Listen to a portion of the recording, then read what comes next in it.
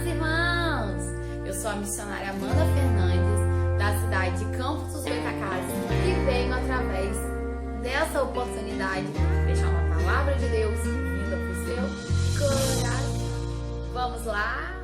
Está começando e eu preciso te entregar um recado da parte de Deus. Filipenses 3, do 13 ao 14, que diz assim: Irmãos, quanto a mim, não julgo que haja alcançado, mas uma coisa faço, é que, esquecendo-me das coisas que atrás ficam e avançando para as que estão diante de mim, prossigo para o alvo, pelo prêmio da soberana vocação de Deus. Os 4 são as epístolas de prisão, é isso mesmo. São elas: Filipenses, Filemão, Efésios. De acordo com Halley, 1983, as epístolas de prisão foram escritas pelo apóstolo Paulo durante o seu primeiro encarceramento, e todas elas possuem referência 4. É perceptível compreender que 3 delas são estritamente ligadas, e uma delas é o portador de Efésios. Foi o companheiro de viagem de Tito, e também ele era um escravo. Razoável acreditar que Roma foi o local cujas epístolas de prisão. Acredita-se que Efésios, Filemão e Colossenses foram escritas e enviadas durante o início do primeiro encarceramento do apóstolo Paulo, diferente de Filipenses, que foi escrito um pouco antes do seu encarceramento interno. Na página 351 do seu livro. O amor de Paulo era muito grande pelos filipenses.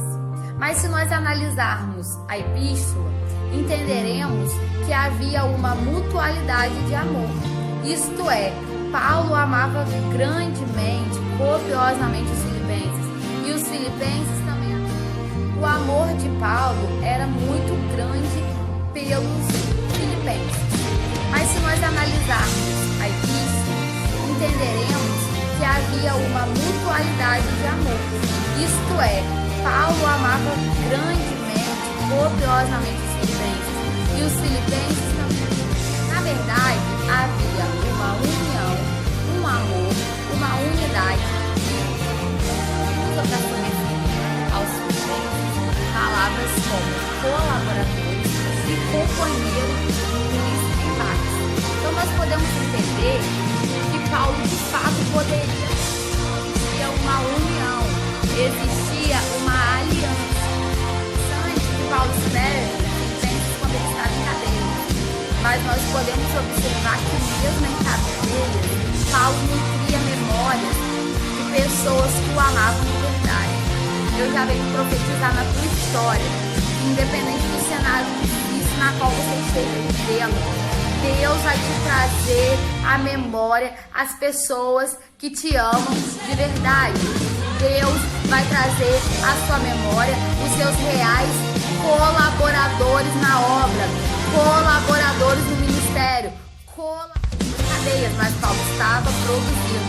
Paulo estava em cadeias, mas Paulo estava lembrando das pessoas nas quais ele ganhou para Jesus. Paulo estava em cadeias, mas a cadeia não paralisou Paulo. Em outras palavras, eu posso imaginar, Paulo estava preso fisicamente, mas espiritualmente eu posso cogitar assim que Paulo continuava livre. Eu venho profetizar que, independente do cenário na qual você esteja vivendo, na qual as pessoas estejam falando assim, olha, tá preso, tá impossibilitado, tá improdutivo, eu já venho profetizar que o teu momento difícil não vai ser capaz de paralisar o que Deus tem na tua vida. Eu já venho profetizar que o teu tempo de cadeia não vai paralisar aquilo que Deus tem pra tua história. eu venho profetizar que você vai produzir, eu venho profetizar que você vai crescer, eu venho profetizar que você vai levantar pessoas, porque o teu momento difícil não é capaz de anular.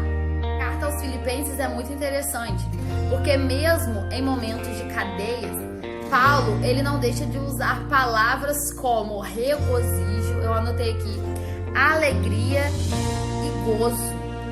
Ou seja, mesmo no momento difícil da vida de Paulo, ele nutria na sua alma regozijo, alegria e gozo. Eu venho ser porta-voz de Deus para te dizer a primeira chave hoje que eu te entrego da parte de Deus.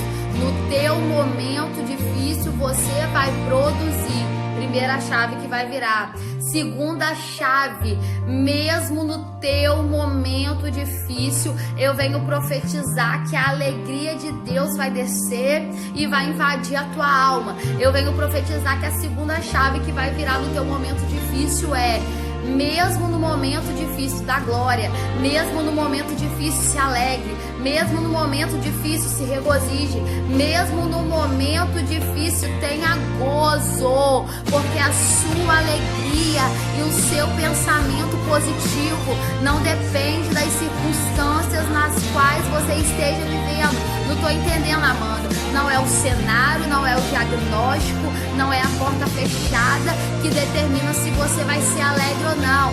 Porque assim como Paulo, já venho profetizar na tua história que independente do momento tem gozo, tem alegria. Uma frase que diz: agradece, e olhando para o tempo histórico em que o apóstolo Paulo estava vivendo, eu posso entender que Paulo, ele também tinha uma filosofia parecida. Por quê? Porque no tempo difícil, Paulo não estava olhando para aquele que o abandonou, Paulo não estava olhando para aquele que o deixou sozinho, Paulo não estava olhando para aquilo que as pessoas estavam armando contra ele, não. Paulo estava olhando para aquilo que ele tinha e sendo grato por isso. Quando ele escreve aos Filipenses, ele mostra a grandiosa gratidão que ele tinha pela vida dos filipenses, por Deus ter o apresentado aos filipenses. E eu venho te entregar hoje da parte de Deus a terceira chave que vai virar a tua história. Que chave é essa, Amanda? A chave da gratidão.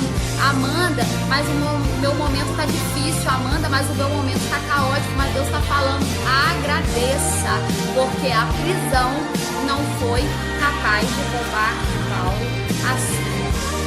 Ele trouxe à memória aquilo que vivemos por fé e não por vista.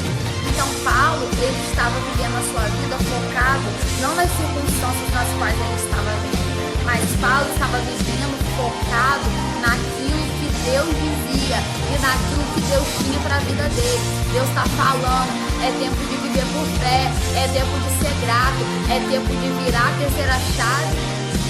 Enviar Epafrodito para Roma para entregar uma oferta a Paulo. Só que quando Epafrodito ele chegou lá, Epafrodito ficou doente. Eu não vejo Epafrodito murmurando, eu não vejo Epafrodito questionando, eu não vejo Epafrodito reclamando, não. Eu vejo Epafrodito sentando, convivendo com Paulo dentro das suas possibilidades no momento. E naquele momento, mesmo doente, ele foi usado para animar Paulo, porque mesmo doente, ele contou para Paulo o imenso carinho que os filipenses tinham por Paulo. E Paulo, então, ele escreve a carta para entregar algumas respostas aos filipenses, como também para expressar a sua grandiosa satisfação. Você pode não entender porque algo deu errado na tua história. Às vezes você pode não entender porque a enfermidade bateu na tua porta. Às vezes você pode não entender porque uma porta se fechou para você. Mas eu venho profetizar na tua história que ainda que as coisas saiam do teu controle, Epafrodito, elas jamais sairão do controle de Deus. Foi Deus quem permitiu, sim, foi Deus que permitiu um momento difícil, um momento de dificuldade para a tua história, porque Deus queria gerar algo lindo através desse momento. E o que Deus gerou através da enfermidade de Epafrodito, meu irmão, irmão? O que Deus gerou na prisão de Paulo? Deus gerou a carta aos Filipenses. E o que continha nessa carta, meu irmão? Continha a resposta de Paulo para as questões dos filipenses, como também a sua imensa gratidão pela vida dos filipenses. Eu venho profetizar que no teu tempo difícil você vai prosperar, que no teu tempo difícil as coisas vão acontecer, que no teu tempo difícil as respostas vão chegar, que no tempo difícil as suas melhores mensagens serão geradas, os seus melhores louvores serão escritos e as suas maiores aprendizagens serão. Foi escrita em 64 a.C. durante vê Paulo se alegrando. Enquanto Paulo estava preso, o povo em Roma estava tomando coragem para levar avante a palavra de Deus. Você está entendendo que a tua atitude no teu momento difícil vai impulsionar tudo era perfeito. Às vezes você vive em guerra com Deus aí porque você acha que tudo tem que ser perfeito, não é? Mas no capítulo 1 eu vejo Paulo respondendo, e eu cogito que foi uma pergunta dos filipenses, porque Paulo fala que ele estava sabendo que alguns pregavam a Cristo por inveja e porfia, mas outros por boa mente. Em outras palavras, Paulo fala assim: eu sei, no capítulo 1 de Filipenses, eu sei que alguns pregam por motivações certas e eu sei que alguns estão pregando por motivações erradas. Mas o que me importa, o que é relevante para mim é que Cristo seja pregado. Eu quero te falar, meu irmão, para você fazer como Paulo estava instruindo aos filipenses. Tirar os olhos de quem está fazendo errado e focar no cumprimento da missão. E qual é o objetivo da missão, Amanda? O objetivo é que Cristo seja pregado. É tempo de tirar os olhos, parar de criticar quem está com motivação errada e focar no texto. O apóstolo Paulo também diz: porque para mim o viver é Cristo e o morrer é lucro. Mas ele também fala que se o viver na carne pudesse tudo, ele queria continuar vivendo. Era como se o apóstolo Paulo estivesse falando: olha, eu tenho convicção que eu vou para a glória, eu tenho convicção da minha salvação. Se Cristo quiser me levar agora, tá tudo bem, mas se Cristo achar que eu devo ficar aqui para trabalhar mais, tudo bem. E Deus te pergunta: para você viver tem sido Cristo? Para você viver tem sido renunciar às suas vontades? Também no capítulo 2, que eles não deveriam se atentar para o que era propriamente deles, mas para o que era propriamente dos outros. Ou seja, Paulo começa estimulando a unidade, Paulo começa estimulando a questão social, de um olhar para o outro, de um entender a necessidade do outro. Coisa que Paulo fala, verso 10, para que ao nome de Jesus se dobre todo joelho, os que estão no céu. Ele diz que todo joelho vai se dobrar e toda língua há de confessar que só Cristo Jesus aqui é o Senhor. Ele fala que nós deveríamos ser imitadores dele como ele é de Cristo. E também é no capítulo 3 que ele fala: irmãos, contamino, não julgo que o haja alcançado, mas uma coisa faço, e é que, esquecendo-me das coisas que atrás ficam e avançando para as que estão diante de mim. Era como se Paulo, mesmo preso, estivesse falando: o meu foco não tem que estar naquilo que passou, o meu foco não tem que estar no meu momento ruim, o meu foco não tem que estar no meu momento caótico. Paulo estava ensinando com o seu próprio exemplo, mas o meu foco tem que estar naquilo que está por vir. Eu venho ser porta-voz de Deus para te dizer nesse dia que é tempo de deixar o passado que te causa dor, que não te impulsiona para frente, que não te impulsiona para viver o chamado, para trás. É tempo de deixar aquilo que te atrofia para trás. É tempo de deixar aquilo que te bloqueia para trás. É tempo de viver o esquecimento da dor, o esquecimento esquecimento daquilo que te leva a pecar, o esquecimento daquilo que te puxa para trás e ir para frente. Ir para frente que, Amanda? Ir para frente do projeto, ir para frente do propósito, ir para frente da ordenança de Deus, ir para frente do caminho da obediência, ir para frente na concretização daquilo que Deus falou e deixar para trás tudo aquilo que não vai te levar para a glória. Tudo aquilo que não vai te levar para a frente daquilo que Deus projetou. E depois, Amanda, que eu decidi deixar para trás tudo aquilo que não me leva para frente. Deus está falando nessa tarde. É tempo de deixar para trás maus amizades. É tempo de deixar para trás más conversações. É tempo de deixar para trás maus acessos. É tempo de deixar para trás más músicas. É tempo de deixar para trás tudo aquilo que te impede de ir para frente pro novo de Deus. E aí, Amanda, depois disso, e aí vai se cumprir o que está lá em Filipenses capítulo 1, versículo 6, que eu amo demais, e aí eu caminho para o final.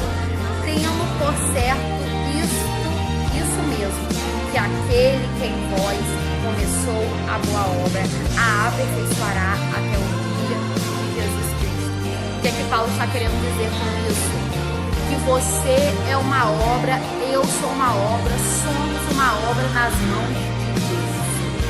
E enquanto vivermos, seremos aperfeiçoados.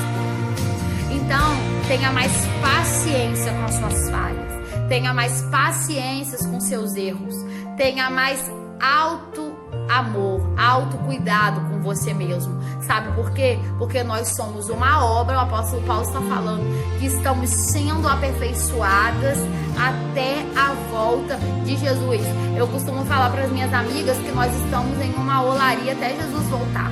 Enquanto nós estamos à espera do noivo, mais ele vai nos lapidando, mais ele vai nos trabalhando, mais ele vai trabalhando em nós e através de nós. E eu gosto muito de uma frase que eu criei, baseada em Paulo Freire, um autor da educação que eu amo demais, que ele fala a frase: estou em um infinito processo de ser aprimorada por aquele que é infinitamente maior. Eu quero te dizer que você está em um processo, mas que para você chegar onde Deus quer nesse processo, no finalização desse processo, muitas coisas ficarão para trás. Mas eu venho ser porta-voz de Deus para te dizer que essas coisas que ficarem para trás, elas serão bem frente ao novo tempo que Deus quer reservar para mim, para a tua história. Eu sei que quando a gente está no processo de entrega, volta dói. Parece que aquilo que a gente está entregando é grande demais.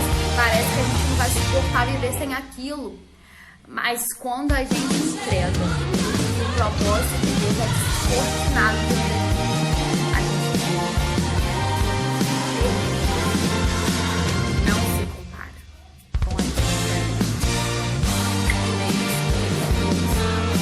E a conta da quantidade de taxa que eu entreguei na parte deles, eu parei contando na terceira, mas nessa mensagem eu só conto posse de todas as chaves que eu estou entregando nessa palavra, para que o novo tempo de Deus se descortine no seu ano de 2021. Beijinhos, fiquem com Deus.